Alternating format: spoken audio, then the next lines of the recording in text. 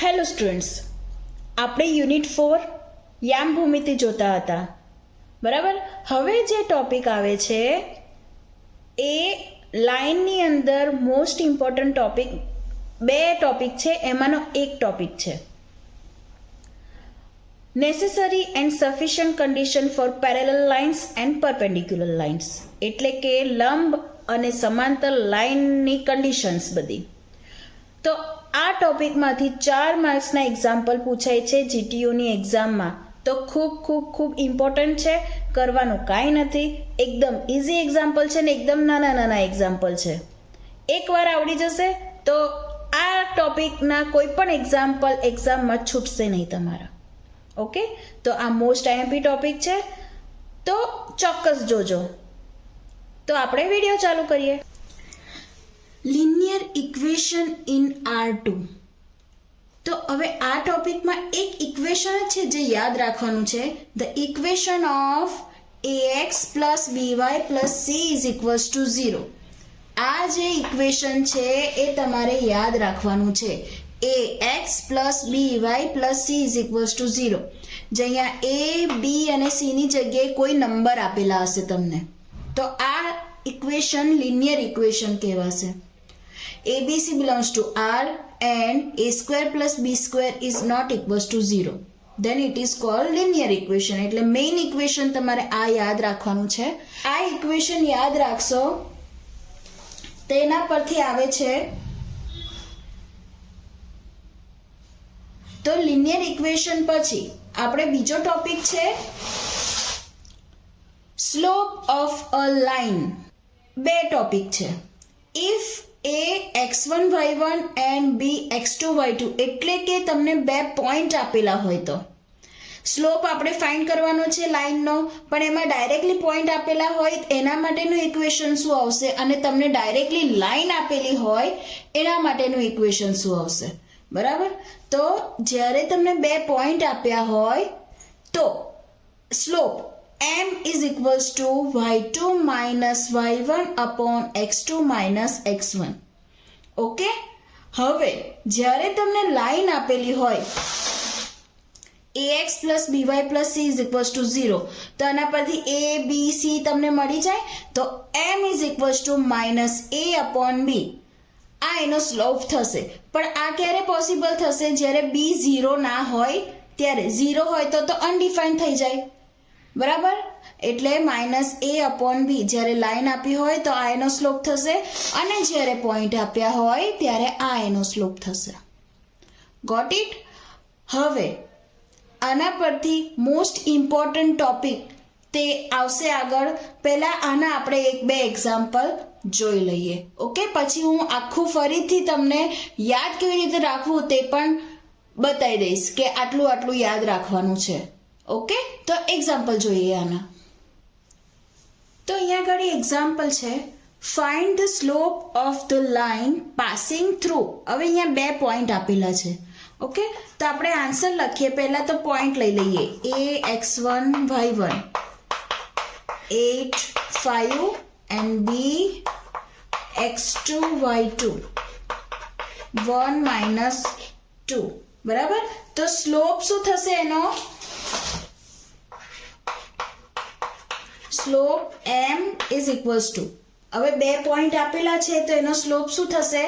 આપણે જોયું y2 minus y1 upon x2 minus x1. Okay, તો અહીંયા આગળ વેલ્યુ પુટ કરી દઈએ. આ x1 છે, આ y1 છે, આ x2 છે, આ y2 છે. તો y2 minus y1 એટલે y2 કયા છે? -2 minus 5 upon x2 1 minus 8. આવું થશે. ઓકે, તો શું થશે? -2 minus 5 is -7, 1 minus 8 minus 7 is equals to 1. તો સ્લોપ કેટલો થયો? અહીંયા મળ્યો 1. ઓકે, આ જ્યારે બે પોઈન્ટ આપેલા હોય ત્યારે આ રીતે એક્ઝામ્પલ. અને આ એક્ઝામ્પલ એક્ઝામમાં 15માં 18માં MCQમાં પૂછાઈ ગયો છે. બરાબર. આ ટાઈપના અમુક એક્ઝામ્પલ MCQમાં આવે છે. ઓકે, હવે આપણે લાઈન આપી હોય ત્યારે એક્ઝામ્પલ સોલ્વ કરીએ.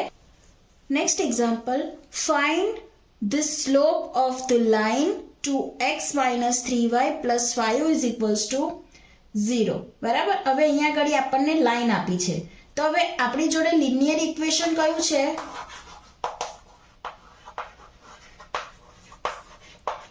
કયું છે? ax plus by plus c is equals to 0. તો હવે આના પરથી કમ્પેર કરો, x ની બાજુમાં જે છે તે a છે, તો a is equals to કેટલા થશે અહીંયા? 2. b is equals to કેટલા થશે અહીંયા? -3.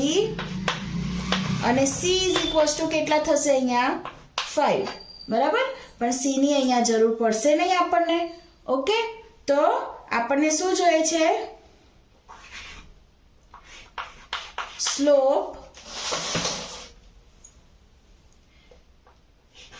m is equals to minus a upon b. What is a? 2. Minus 2 upon minus 3 is equals to 2 by 3. તો આનો સ્લોપ થશે, m થશે. 2 by 3 એ આન્સર આવશે. Got it? ઓકે, આ એક્ઝામ્પલ પણ એક્ઝામમાં 2017 ના બંને એક્ઝામમાં પૂછાઈ ગયો છે. ઓકે, તો આ પણ MCQ નો એક્ઝામ્પલ છે. Next example, find the slope of the line passing through the points 1, 2 and 2, 1. હવે આમાંથી પાસ થતો એટલે સ્લોપ ફાઇન્ડ કરવાનો છે. ઓકે, તો આનું ઇક્વેશન શું આવશે? તમને પોઈન્ટ આપેલા છે, તો એનું ઇક્વેશન લખી અને આ તમારે ગણવાનું છે હોમવર્કમાં. આનો આન્સર મને ચોક્કસ કમેન્ટ કરજો. ઓકે, આગળ એક્ઝામ્પલ જોતા પહેલા આ ચેનલને સબસ્ક્રાઇબ ના કરી હોય તો જરૂરથી સબસ્ક્રાઇબ કરી દેજો અને શેર પણ જરૂર કરજો. Most important topic. ઓકે, કયો topic? Necessary and sufficient condition for 2 distinct lines to be parallel. એટલે કે બે લાઇન પેરેલલ હોય એના માટેની કન્ડિશન્સ. ઓકે, તો અહીંયા ઘડી આપણે યાદ રાખવાનું છે કે આ ટોપિક પેરેલલ લાઇન માટે છે. બરાબર. અને બીજો જે ટોપિક છે જેનું નામ છે necessary and sufficient condition for 2 distinct line to be perpendicular to each other. એટલે કે લંબ. હવે પેરેલલ અને લંબ એ બે જે ટોપિક છે મોસ્ટ ઇમ્પોર્ટન્ટ છે ને એના એક્ઝામ્પલ એક્ઝામમાં 3 માર્ક્સ કે 4 માર્ક્સના પૂછાય છે. ઓકે, તો આપણે આ બંને ટોપિક જોઈશું. તમે એવું કહેશો મેડમ આ બંને ટોપિકના ખાલી નામ છે? હા, અહીંયા ખાલી નામ લખ્યા છે. હું હવે તમને એકદમ શોર્ટ ફોર્મમાં સમજાવીશ કે આ બંને ટોપિકના ઇક્વેશન કેવી રીતે યાદ રાખવાના. હવે આ બંને ટોપિકના એક્ઝામ્પલ જો આમાં કવર થાય તો હું લઈ લઈશ, જો નહીં થાય તો એનો પાર્ટ 2 બનાવીશ. ઓકે, તો આપણે આ બે ટોપિકના ઇક્વેશન્સ પહેલા જોઈ લઈએ. ઓકે, જો અહીંયા સ્લોપ ઓફ અ લાઇન આપણે જોયું તે લાઇનનું ઇક્વેશન કયું છે? ax plus by plus c is equals to 0. એક આ યાદ રાખવાનું. Slope of a line. Okay, તો આપણી જોડે અહીંયા ઘણી x એક્સિસ છે, y એક્સિસ છે. હવે અહીંયા ઘડી એક લાઇન ડ્રો કરવામાં આવે તો અહીંયા ઘડી આપણે પોઈન્ટ આપીએ a b. હવે આનો સ્લોપ ફાઇન્ડ કરવાનો છે c. x1 y1 x2 y2 અને આ જે પોઈન્ટ હશે એના વેલ્યુ થશે x2 y1. ઓકે, હવે આનો સ્લોપ જે છે એ આપણે જોયો શું આવે? m is equals to y2 minus y1 upon x2 minus x1. બરાબર. અને આ ક્યારે? જ્યારે પોઈન્ટ આપ્યો હોય ત્યારે. અને જ્યારે લાઈન આપી હોય તો m is equals to minus a upon b if b is not equals to 0 અને b is equals to 0 હોય તો undefined. ઓકે, તો આ વસ્તુ સ્લોપમાં યાદ રાખવાની છે, રાઈટ. હવે અત્યારે જે આપણે બીજી વસ્તુ શીખવાના છે તે કઈ છે? તો પેરેલલ.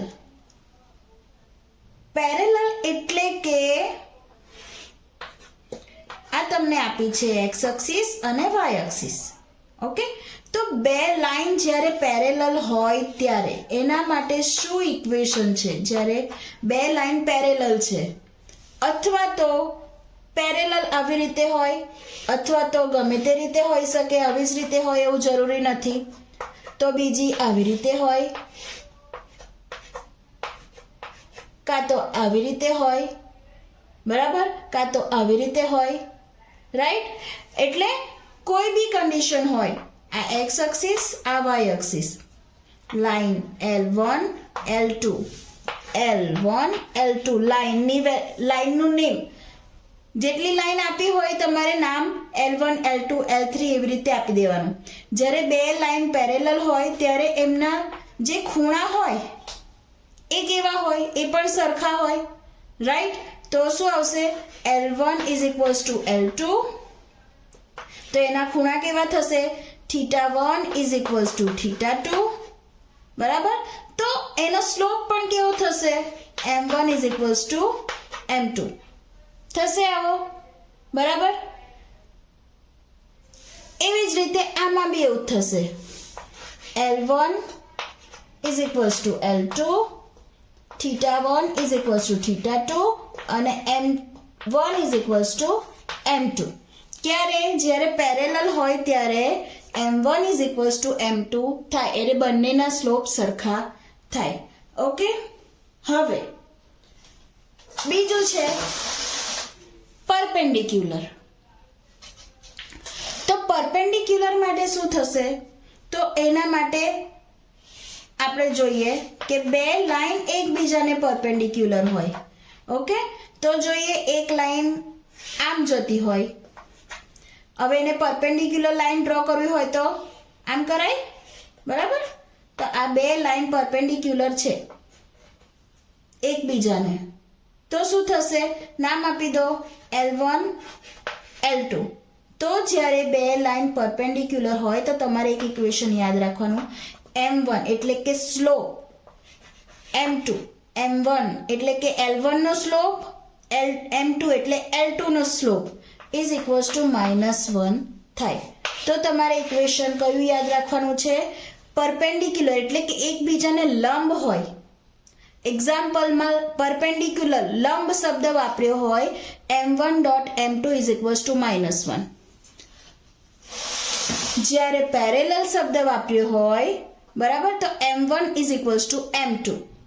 ઓકે, અને જ્યારે ખાલી સ્લોપ ફાઇન્ડ કરવાનો હોય તો આ. ઓકે, આ બંનેમાં સ્લોપ તો ફાઇન્ડ કરવાનો જ છે, M1 M2, આમાં પણ M1 M2.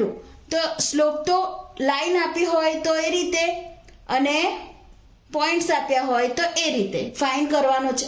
ઓલમોસ્ટ લાઈન આપેલી હશે જ્યારે મોટા એક્ઝામ્પલ હશે ત્યારે. તો આ એ રીતે યાદ રાખો, આ એ રીતે યાદ રાખો. આટલી વસ્તુ તમે નોટ ડાઉન કરી રાખો તમારી બુકમાં, તો તમને આ એક્ઝામ્પલમાં કોઈ ભૂલ પડશે નહીં. અને આ મોસ્ટ આઈએમપી એક્ઝામ્પલ છે. એક્ઝામમાં આ ટોપિકમાંથી 1-2 એક્ઝામ્પલ પૂછાય જ છે. ઓકે, તો આટલું તમે નોટ ડાઉન કરી રાખો જે મેં અહીંયા ઘડી કર્યું છે.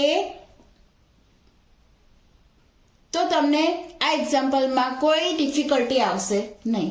ઓકે, આઈ હોપ કે આ વિડીયો તમને હેલ્પફુલ રહ્યો હશે.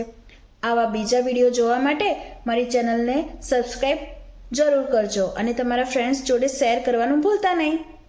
બાય.